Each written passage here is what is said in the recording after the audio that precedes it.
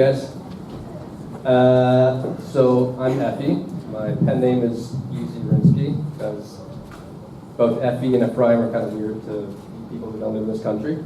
I want to tell you about basically 5 years of failure. So I just want to take you back. This was me 10 years ago.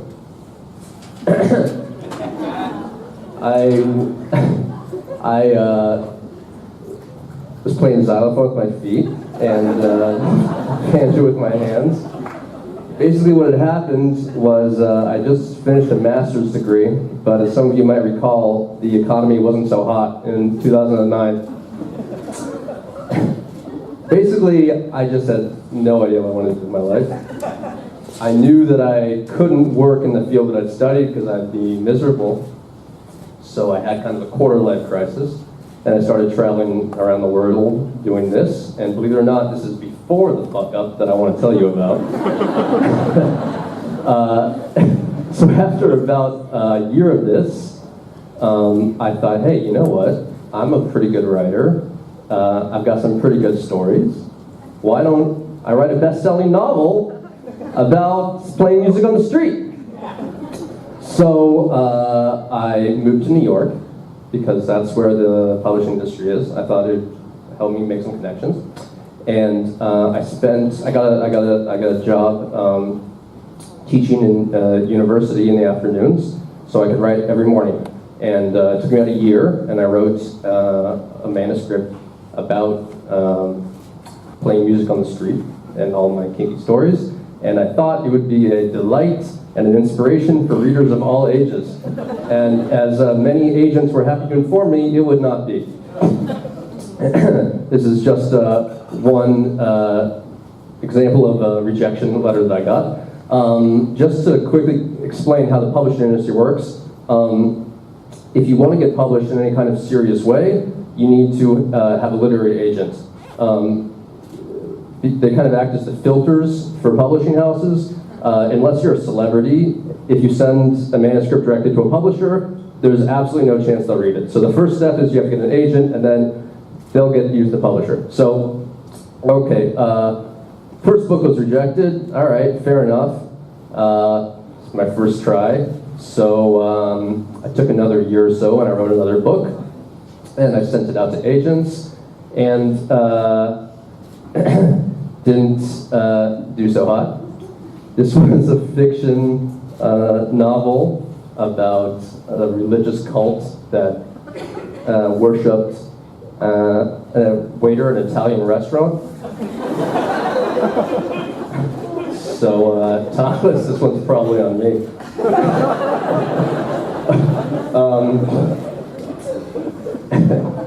There was not a lot of interest in this book.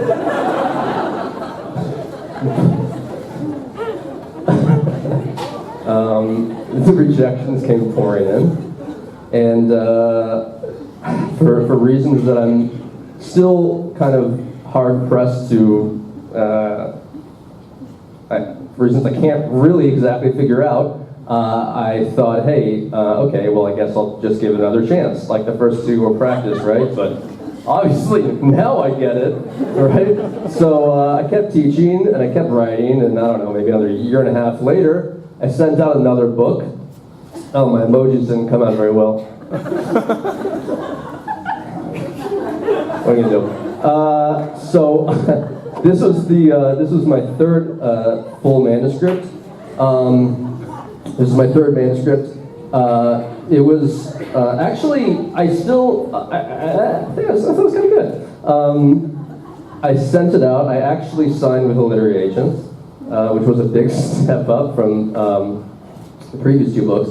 But remember, that's just the agent. There's just an intermediate part.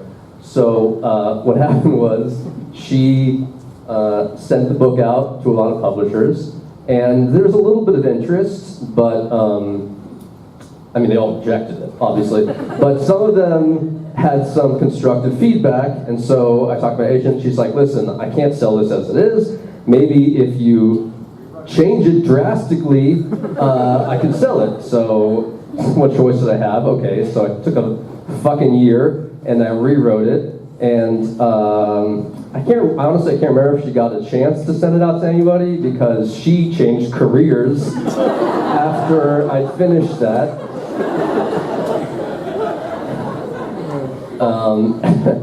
So I was like, well, okay, no problem. I know I have a good book now, so just get another agent, right? It's the rewritten and improved one, and I sent it out, and there were no bites.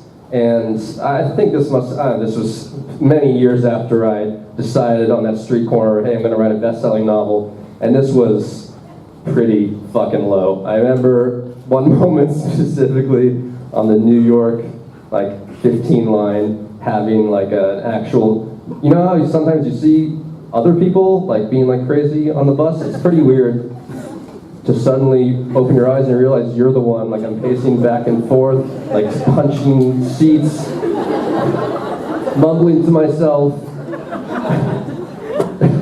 That was screaming at the driver. That was rock bottom.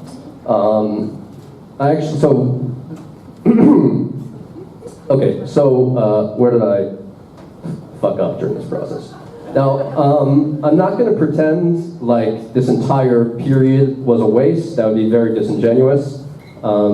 There's no question in my mind that, obviously writing a good book takes a lot of practice, and a lot of this was just practice for writing a book that actually was good enough. But there were definitely, looking back, some big mistakes I made during this whole process that could have saved me a lot of grief, and I don't know, shaved a year or two off of this awful process. So the first was, for a long time, I was writing and I thought that this whole thing was about me. Looking back, it's pretty disgusting to me that at age 23, I wrote 300 pages about my life experiences. I think a lot of people write because they want to be understood, which is awesome, but I think it's worth thinking about seriously if other people want to understand you. It definitely took quite a while to get over that hump. Especially for a book, by the way, people will indulge a narcissistic painting maybe, or a piece of music. We're talking about a couple of minutes of your life. But when it comes to a book, you're asking someone to spend hours and hours of their life basically staring at a piece of wood that you've written, and that's narcissistic in general, right? To expect that someone's going to want to spend that much time with something you did. But then if it's about you, it's really next level. So I think hard about that. The next error was trying to sound smart. It's a pretty classic defense mechanism. It's really hard, scary to put yourself out there. But it's a mistake a lot of, I think, writers make. I definitely made it. I still sometimes make it. Probably making it right now.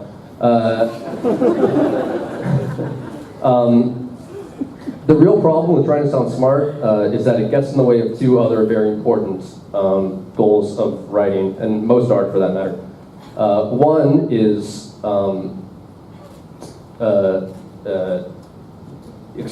using your voice, which is incredible cliche in writing, but some cliches are cliches for a reason, right? And that's one of them, because it's really, really true. And so if you're trying to sound smart, then you're not sounding like yourself.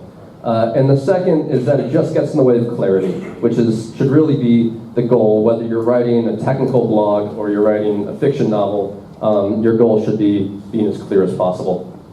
I also actually think that I tried to crank these books out too fast. I don't think that a year or even a year and a half is long enough to spend with a manuscript.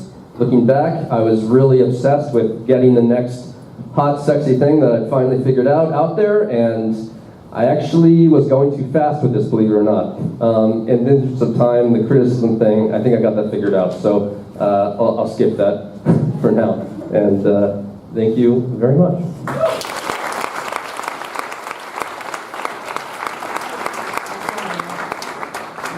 Thank you very much. I'm a little disappointed you didn't bring the xylophone to play with your feet, but okay.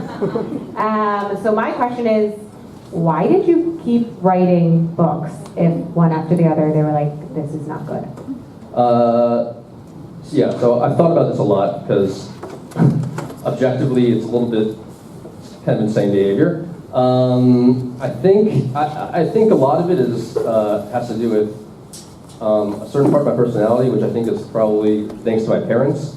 My mom is an oil painter, and I know that she kept telling me, like, she'd get rejections all the time growing up, and she'd always say, like, keep showing up, keep showing up, keep showing up. Like, they haven't said no until they send back an envelope with your manuscript burned to ashes.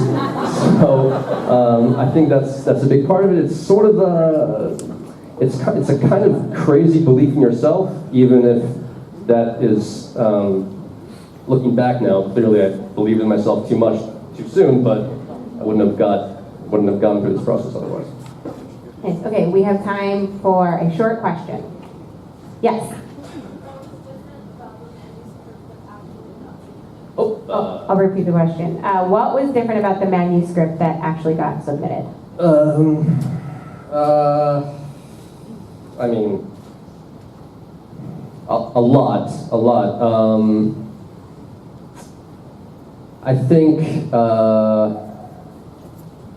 it's very vague to say this. There's a lot more mature. There's a lot. You know what? I don't have a good answer for you. Answer for you. I'll try. That was the answer I wanted to say. There you go. Yes? When are you going to write your next book? So I just finished writing my next book. I actually just recently parted ways with the agent who helped me get my first 2 books published. Let me tell you, there's no sweeter sentence to say in the English language than, I actually fired my agent. God, I hope she doesn't see this. If you see this, I'm really sorry. But actually just starting to send it out to new agents. Thank you very much, Effie. Sure.